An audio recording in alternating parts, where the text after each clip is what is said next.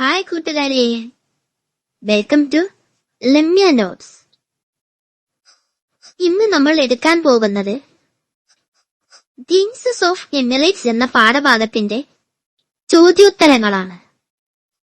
ഇതിൽ 5 ചോദ്യങ്ങളാണ് പാഠഭാഗവുമായി ബന്ധപ്പെട്ടിരിക്കുന്നത്. ഒന്നാമത്തെ ചോദ്യം, why does the author say that he had excused in 2 days? 2 ദിവസത്തിനുള്ളിലൊക്കെ ഇരച്ചിട്ടു adjust ചെയ്തു കണ്ടു എന്ന് അദ്ദേഹം പറയുന്നത് എന്തുകൊണ്ട്? He had been to Oman to stay with his niece. അദ്ദേഹം ഒമാനിൽ അവരുടെ പെങ്ങളുടെ മകളുടെ കൂടെ നീട്ടാൻ പോയതായിരുന്നു. So the traveler says that he excused in 2 days. രണ്ടാമത്തെ ചോദ്യം, why does the author say one feels a kind of heavenly bliss at these quiet beaches? ഈ ശാന്തമായ കടൽ തീരങ്ങളിൽ ഒരാൾക്ക് ഒരു തരം സ്വർഗീയ ആനന്ദം അനുഭവപ്പെടുന്നു എന്ന് എഴുത്തുകാരൻ പറയുന്നത് എന്തുകൊണ്ട്? നമുക്കറിയാം ഉത്തരം, the sea had the same serene appearance everywhere. മൂന്നാമത്തെ ചോദ്യം, why did the author have to satisfy himself with the photographs on the net? Power net പ്ലാന്റിന്റെ ഗംഭീര ഫോട്ടോഗ്രാഫുകൾ കൊണ്ട് രചയിതാവ് സ്വയം തൃപ്തിപ്പെടേണ്ടി വന്നത് എന്തുകൊണ്ട്? ഉത്തരം, tourists were not allowed inside the power plant. നാലാമത്തെ ചോദ്യം, what does the author mean by a feeling of being out of the world?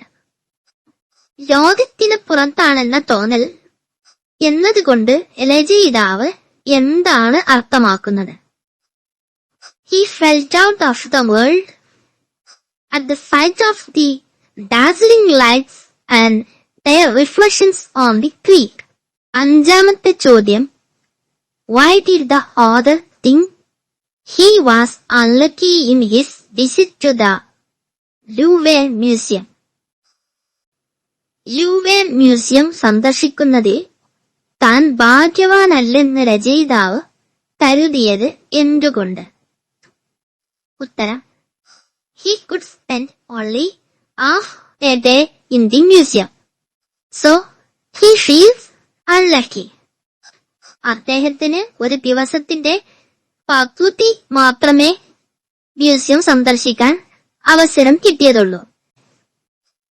പ്രവർത്തനങ്ങൾ എന്തെല്ലാമാണെന്ന് നോക്കാം. അതിനു മുൻപ് ഇതുപോലെയുള്ള തുടർച്ചയായ വീഡിയോകൾ നിങ്ങൾക്ക് ലഭിക്കുവാൻ ഈ ചാനൽ സബ്സ്ക്രൈബ് ചെയ്യുക. ഒന്നാമത്തെ പ്രവർത്തനം, pick out the sentence related to the following pictures from the passage and write them in the space provided.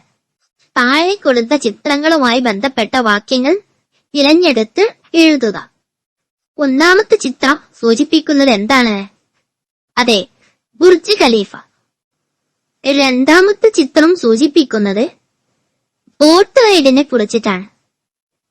മൂന്നാമത്തെ ചിത്രമോ അബുദാബിയിലെ സോളാർ പവർ പ്ലാന്റിന്റെ ചിത്രമാണ്. അത് വ്യക്തമായി നമ്മുടെ പാഠഭാഗങ്ങളിൽ അതുമായി ബന്ധപ്പെട്ട കാര്യങ്ങൾ കൊടുത്തിട്ടുണ്ട്. സ്ക്രീനിൽ ഞാൻ കാണിച്ചു തന്നതുപോലെ ഓരോ ചിത്രത്തിന് അനുയോജ്യമായ വാക്യങ്ങൾ തിരഞ്ഞെടുത്ത് എഴുതുക. അതാണ് ഒന്നാമത്തെ പ്രവർത്തനം. ഇനി രണ്ടാമത്തെ പ്രവർത്തനം എന്താണെന്ന് നമുക്ക് നോക്കാം. രണ്ടാമത്തെ പ്രവർത്തനം, how do you ask someone to go to a place?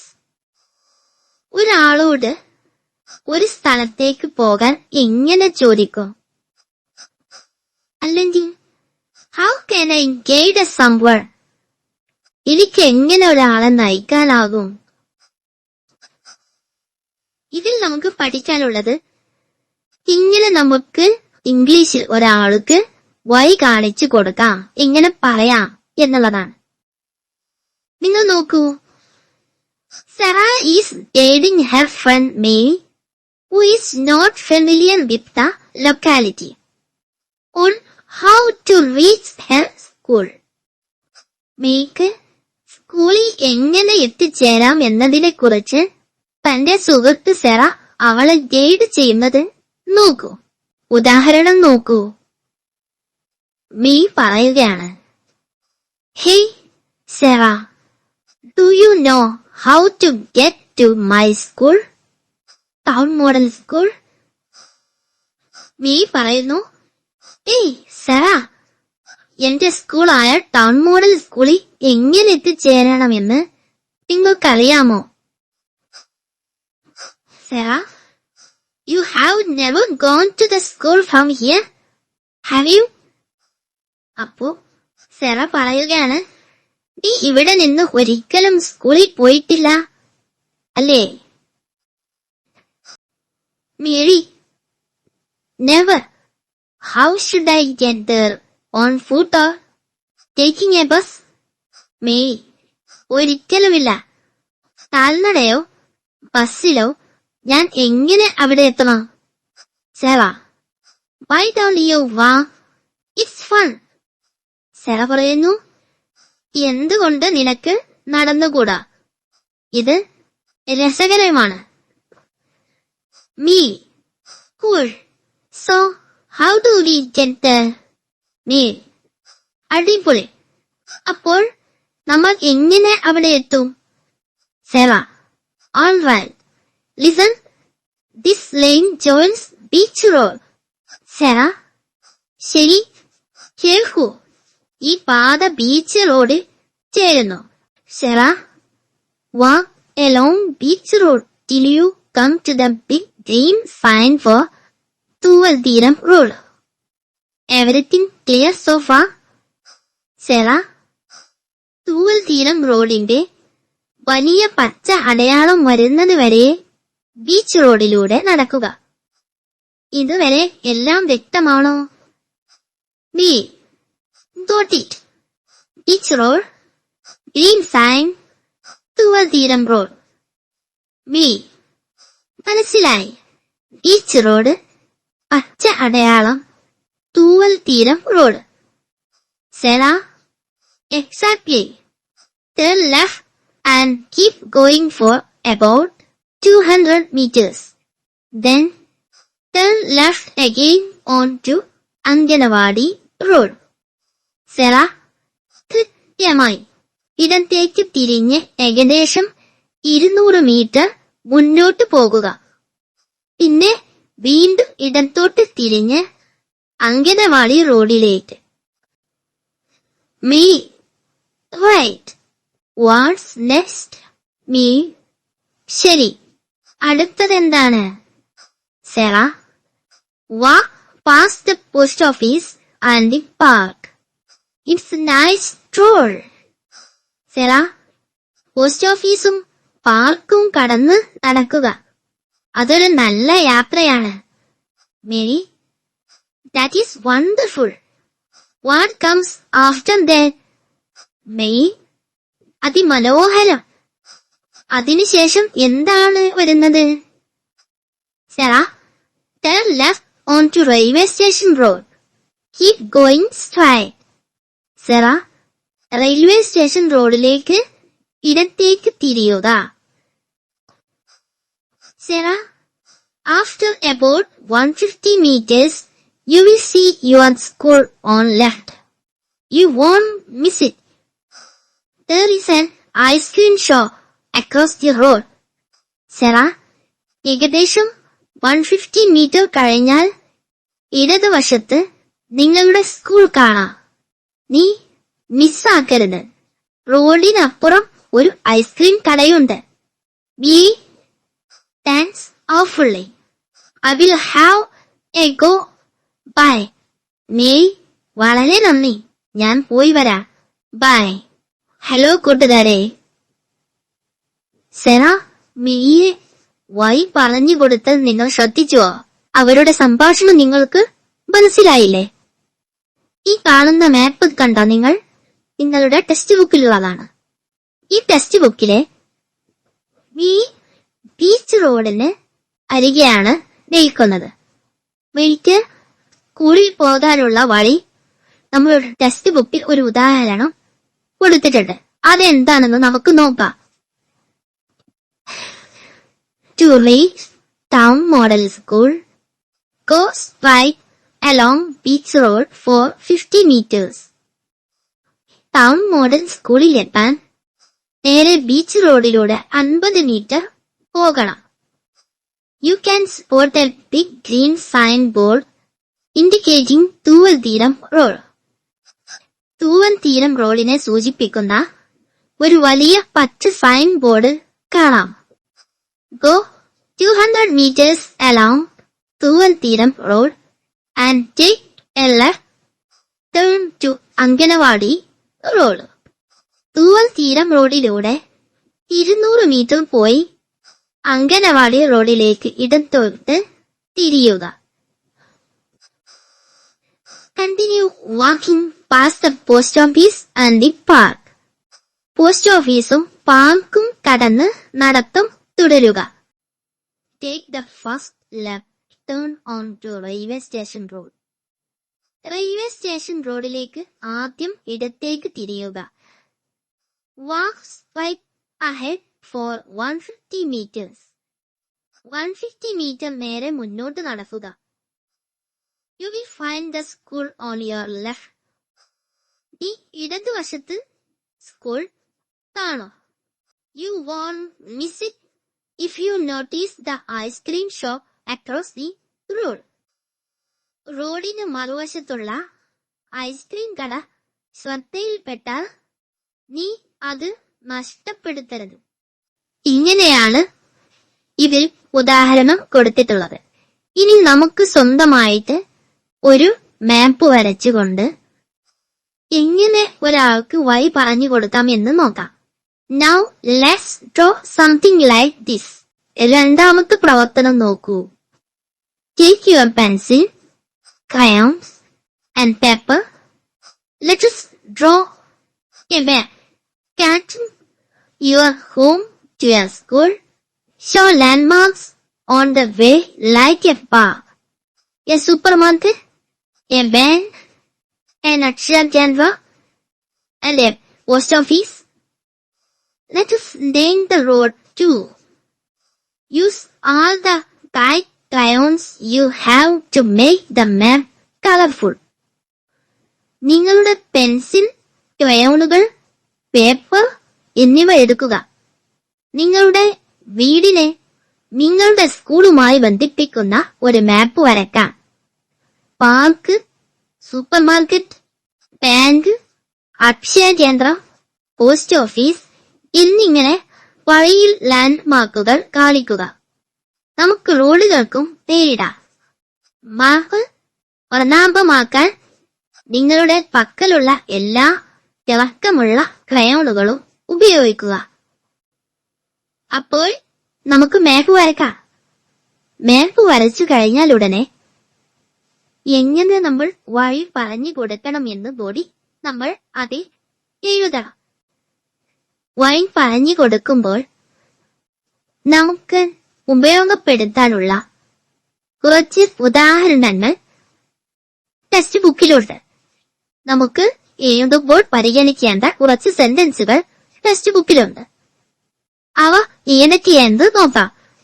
You may consider some of these directions. ഇതിൽ ചിലത് നമുക്ക് പരിഗണിക്കാം. Go along the street until you reach the traffic light. നിങ്ങൾ ട്രാഫിക് ലൈറ്റുകളിൽ എത്തുന്നതുവരെ തെരുവിലൂടെ പോകുക. You will see a bank on the left. ഇടതുവശത്ത് ഒരു bank കാണാം. It's about 2 kilometers from here. ഇവിടെ നിന്ന് ഏകദേശം 2 കിലോമീറ്റർ ദൂരമുണ്ട്. Go along this road. ഈ വഴിയിലൂടെ പോകൂ. Go straight on or ahead. നേരെ പോകുക അല്ലെങ്കിൽ മുന്നോട്ട് പോകുക. Miss the first 2 turns. ആദ്യ 2 പിരിവുകൾ ഒഴിവാക്കുക. At the roundabout, take the first exit. റൗണ്ട് ബോട്ടിൽ ആദ്യ എക്സിറ്റ് സ്വീകരിക്കുക. Turn left at the crossroad. കുറുകെയുള്ള വഴിയിലൂടെ ഇടത്തേക്ക് തിരിയുക. കുറുകെയുള്ള വഴി എന്ന് പറഞ്ഞാൽ എളുപ്പമുള്ള വഴിയിലൂടെ ഇടത്തേക്ക് തിരിയുക. Take the second right. രണ്ടാമത്തെ വലത് എടുക്കുക. It's on your left. അത് നിങ്ങളുടെ ഇടതുവശത്താണ്. It's on the other side of the road. റോഡിന്റെ മറുവശത്താണ്. Keep walking beyond the path.